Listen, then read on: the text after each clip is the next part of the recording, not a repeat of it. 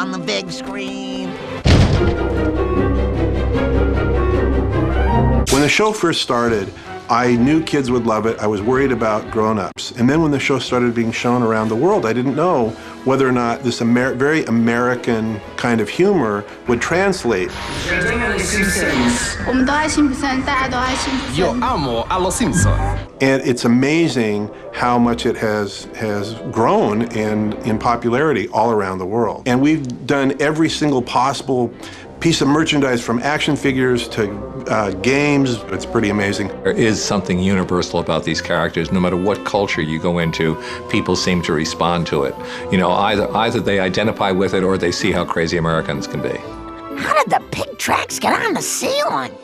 Spider Pig does whatever a spider pig does. I was in a restaurant in Italy a few years ago, and the guy says, "Oh, there's a waiter in the back. He's just like home." What kind of a father wouldn't care about a pig wearing a hat? We do, verbal humor. Some of it is particular to English, but we, dub the show into so many different languages. So we're, cognizant of the fact that there is a worldwide audience seeing it, and, has done quite well all over the world. I was in Vegas one night at a blackjack table, and the guy sitting next to me, got a blackjack and went, woo! And then, when he got a bad hand, he went, don't! It's got to be a universal problem of parents struggling with their children. On The Simpsons, we tend to go towards the disobedience and the acting out, because that makes for funnier jokes. I'll teach you to laugh at something that's funny! But at the heart of it, there is love and devotion to the family, even though they do the wrong thing over and over and over again. Earthquake! I think The Simpsons has international appeal because it plays to different senses of humour. It has got that feeling of superiority as Homer Simpson messes up the situation yet again. Homer do good? Actually, you doomed us all. Again. Nice knowing you, Homer. But also, the notion that we laugh because something unfortunate happens to someone else is universal. Steady. No! It's hardwired into our brains, and that's why The Simpsons appeals right across the globe. Well, they're China's problem now. It's a magic thing when characters can be utterly original and totally representative at the same time. And I don't know how that happened, but I think that's what happened. I think that the show works, because it's a family, and because no matter who you are, there's a character on The Simpsons you can relate to. People love the idea that no matter how bad their lives are, at least they're not as bad as The Simpsons. Horrible things are going to happen! And they're going to happen to you, and you, and you, and you! Dad, do something! This book doesn't have any answers!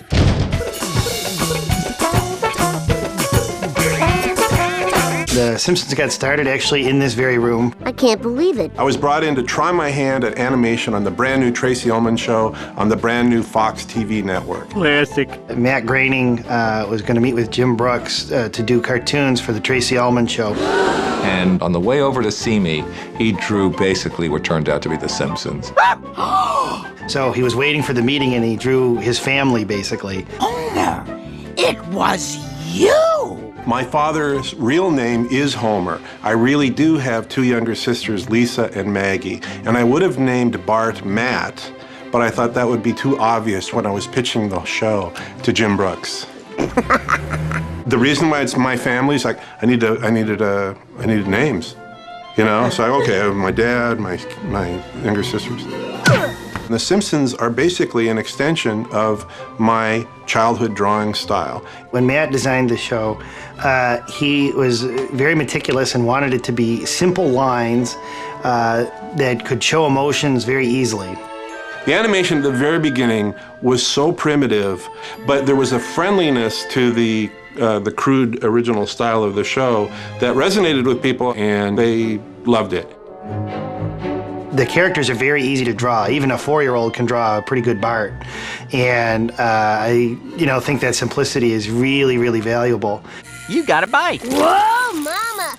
There hadn't been an animated comedy show on a major network in 25 years when we went on with this. So it was very chancy, and then it worked. I thought they touched on a vital issue. I beg to differ.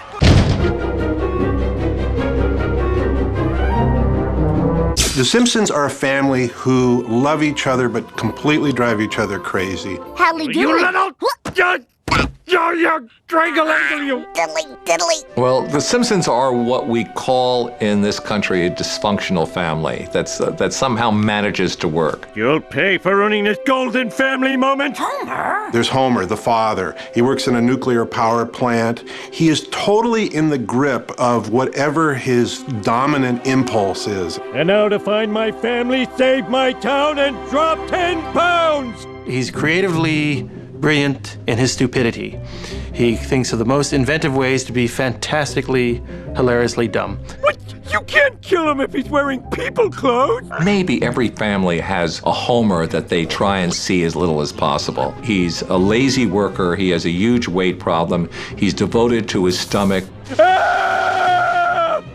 More, please. He doesn't get that he has any real responsibility in the world. You're gonna love him. Look, he does an impression of you. He is the kind of person that many people would like to be, but they don't dare. That we all feel guilty or inhibited. And Homer, I think, is refreshing because he is a guy who does exactly what he wants in the moment and then changes his mind immediately when things go badly. You know, the word apology is tossed around a lot these days. Marge is his loving and supportive wife, and why she puts up with Homer is one of the eternal mysteries of The Simpsons. But she really does love Homer, and in comedy, it's traditional for wives to not really like their husbands and to withhold from them and to argue with them, and we don't do that on The Simpsons. They argue a lot, but Marge obviously really loves Homer. Okay, homie. I'm with you. Thank you, my sweetheart. Then there's Bart. Bart is an anagram for brat in English. In American humor, there's a tradition of the naughty kid, going back to Huckleberry Finn and Tom Sawyer, and continuing through very many comedies today. And Bart is an extreme version of that. He's just taking all the examples of the bad kid and going further out with it. So, Mom, what's our plan? What are you doing up there? Looking through people's luggage. And Lisa, you know, who I have a very soft spot for, is the diamond in this family.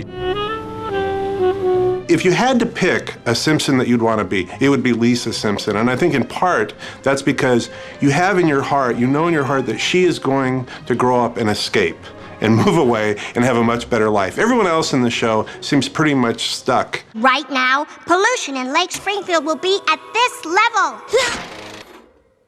That's not so bad. No, the lift is stuck. She's brilliant and overlooked. She does great at everything and is overlooked. Am I getting through to anyone? Then there's the youngest member of the family, Maggie. Maggie Simpson is named after my youngest sister, Maggie, who actually, when she was very young, did wear a sleep suit like Maggie the cartoon character and did suck on a pacifier. And I also thought it was funny to have a baby on a TV show that didn't talk and didn't grow up and that you could assign whatever emotions you wanted to. Teeny, take out the baby.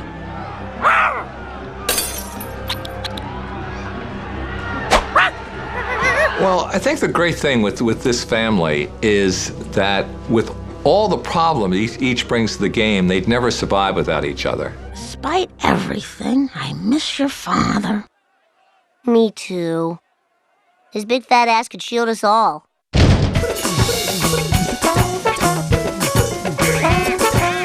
The voice actors are phenomenal, and they take good lines and make them great, and they take great lines and make them fantastic.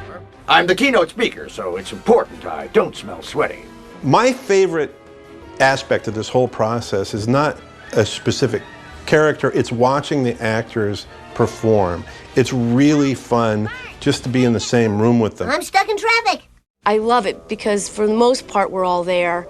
And after all these years, it's real easy, and we have guests that come and sit and enjoy the show with us when we read it. I'm the one who almost died. I know a lot of animated shows, they'll do each character separately. You sort of act in a vacuum. But The difference with The Simpsons is that we do it all together like a radio play, and I think there's huge benefit in that you do get to play off of each other, and it changes the performance completely. So you get this idea in your mind. You can hear Homer, you can see Lisa, you can, see Milhouse and all these characters, and it's so fun. That is so fun to do. Use your noodle, Homer. You think no one needs electricity at night? I purposely just try to look at my own bits and prepare those so that I can be just surprised by the rest of the show and laugh. Typical day shifter. Totally clueless. Well, the first thing was to get ready for Homer. To start to drop your IQ about 60, 70 points. 2 plus 2 is 5. Okay, I'm ready. Dad, put that down! You don't know what that is! You get in that environment with those actors that are doing those voices, and they create such a comfortable environment that there's an incredible freedom. This'll be like shooting cats off a grandma's sofa. The original reason why we put celebrities on the show is only to amuse ourselves. It was an excuse for us to get to meet the actors and actresses and musicians that we admired so much. Okay, this is a huge thrill for me. Man. No, really, for me. I think it's I'm a sitting use. here with Ludacris. My name is Yardley Smith. I do the voice of Lisa Simpson. If you can't tell already, I'm a big fan of hers also, so, it's mutual. It's mutual. Yeah, I'm talking to you. Stop illin' with the fillin'. Some of my favorite stars have been the various Beatles, George Harrison, Paul McCartney, Ringo Starr. We've had Mel Gibson, we've had Michael Jackson, we've had Meg Ryan, Britney Spears, U2. Just moved from Ireland. My dad's a musician. Is he? He's not Bono. I just thought because you're Irish and you care about... He's not Bono. I recorded British Prime Minister Tony Blair when he did the show, and I never thought a world leader would be doing an animated voice, for an American TV show. Sometimes I see an actor out at some big Hollywood event, and I think we should get them on the show. And oh yeah, they've done the show. Almost every friend of mine that's an actor that works in this business, I think by the time you get to do The Simpsons, they think you've done pretty well. It was one of the coolest jobs I ever had. It has turned out to be a badge of honor to be on The Simpsons. No words can explain how excited I am. I've definitely been a fan of The Simpsons for a long time. Thank you. Thanks, man. Appreciate it. It's great to be part of something so smart and funny and that people love and that is, such a seemingly permanent part of pop culture and then actually has something to say and makes people laugh. Oh my God! Oh, if a dead fish and a homeless person had a baby, and the baby puked, and a dog ate the puke that smells like the rear end of that dog. I will give you any yogurt in the store. Just take that with you when you go. Go, go, go, go, go!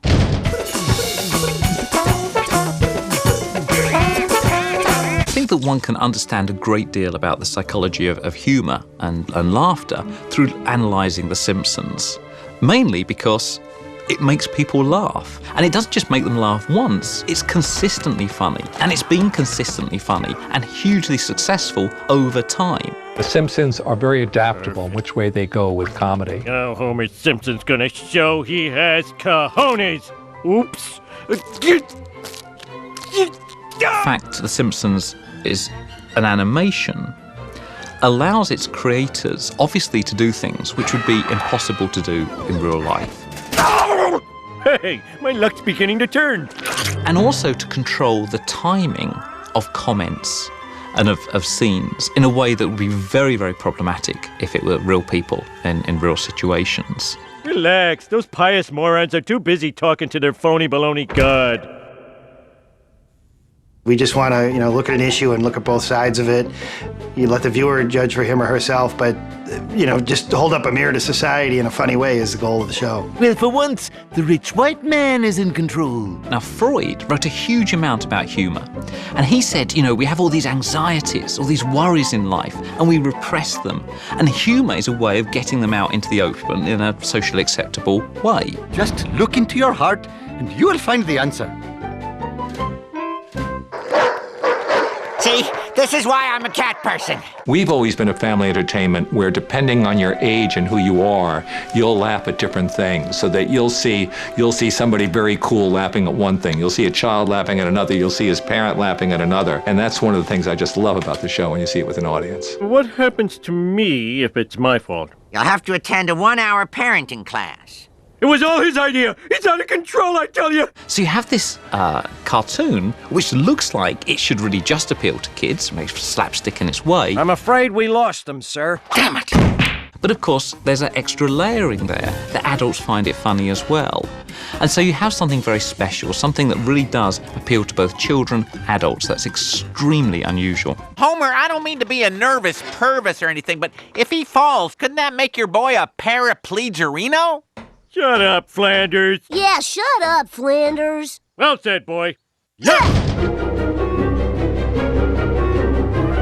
Well, there's been talk about doing a film ever since the show was a success, which was in the first season. Oh my God! And finally, after 400 episodes and 20 years, we said, we better start doing it now. Otherwise, we'll have to wait another 20 years. We pitched some ideas around the table. I think Matt had the core idea. It's big. It's huge. At the very beginning of the process, we thought, okay, we're on the big screen, so we got to take advantage of that. So we're using the widest possible screen format, and the animation is more sophisticated and ambitious. There's a lot more going on, and the story is big. It's an epic story. I don't think we could have made this movie even 2-3 years ago. The digital animation and editing equipment has sped up the process so much. We got to use these wonderful things called Cintiqs, which are like big computer monitors that you draw on. You know, you would just draw a shot on there, and then you just load it onto a server, and then someone else can get access to it and put sound on it or time it. And that was really great. We're much more engaged with the writing process than we are in the show. Usually we get the script, and then we shoot a pencil test that we call an animatic. That gives us kind of a blueprint of the timing and the rhythm and if the jokes are playing. Here we get the script and we're working sort of almost daily with the writers as we shape the visuals and the style of editing. It's actually very satisfying too when the writers respond to what you do, because the collaboration is a little abstract because they write the page and we do the animation and then we all get together. But when they really like what we've done, you know, that's rewarding too. We also have preserved the look of the show, but in a cinematic style. The color footage that we've seen is brilliant. The digital camera equipment has been able to allow us to do more multi-plane moves, and you'll see in the movie that there's a lot of times when you see a background moving in space, and that's very difficult to do with a standard animation camera.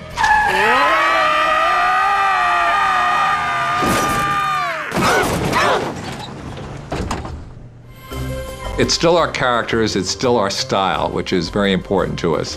And we still work very hard to be funny, but there's a story that we believe in that I think is involving. It has all kinds of physical comedy, and it still has a great heart and a great family story at the center of it. It's exciting because I've been on it since season 1, and you know, you just think you get used to something being a certain way, and you just go, oh, it's probably just going to be this way forever. But now it's not. It's bigger and better in a way no one ever thought it could be, I think. Kill! Marge, look! Those idiots don't even know where we live! Kill! Go!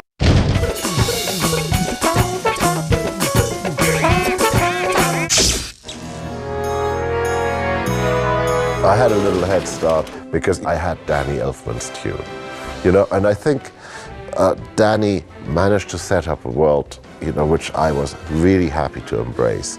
It was the theme, the overall theme for The Simpsons, but, you know, so the first thing I did was sat down and wrote myself a Homer theme, you know, and I mean, that just flew, just you know, just instantly it was there, which makes me worry a little bit about myself. Maybe I just identify with that character a little too closely. It's just great being able to concentrate on, you know, just on the humor of the words, because the writing, you know, that these guys do is incredible. Make it more German-friendly. You know, and I'm sort of the new kid on the block. It was like walking into this weird dysfunctional family. You know, they've all worked together for 20 years, and, you know, you walk into meetings and, you know, they start their sentences in the middle and then don't finish them because they know each other so well. So most of the time I have to go, hang on, what are you guys talking about? We should come off in bar 16 and 8th note earlier, please. I love the characters. They find a sort of have to use a German word, a common zeitgeist which just works brilliantly across all these borders. I think there's a little Bart and a little Marge and a little Homer in every culture. Da, da, da, da, da, da, da.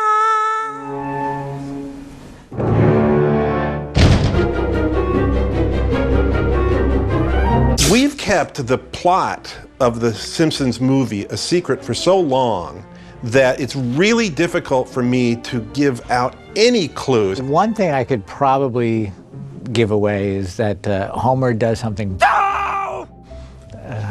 And you heard it here first. There's Moe and beer that we're going to be talking about in the movie. There's there's probably people getting hit on the head every now and then.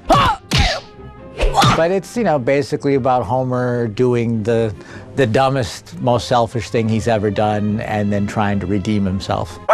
It's more fun, we think, to be surprised and go into the movie theater and see it for the first time and have your eyes bulge, just like the Simpsons' eyes bulge all the time. There are some great surprises in the movie. There's one person I can't talk about who's one of the biggest stars in the world who just thrilled us by saying he's going to do this one piece.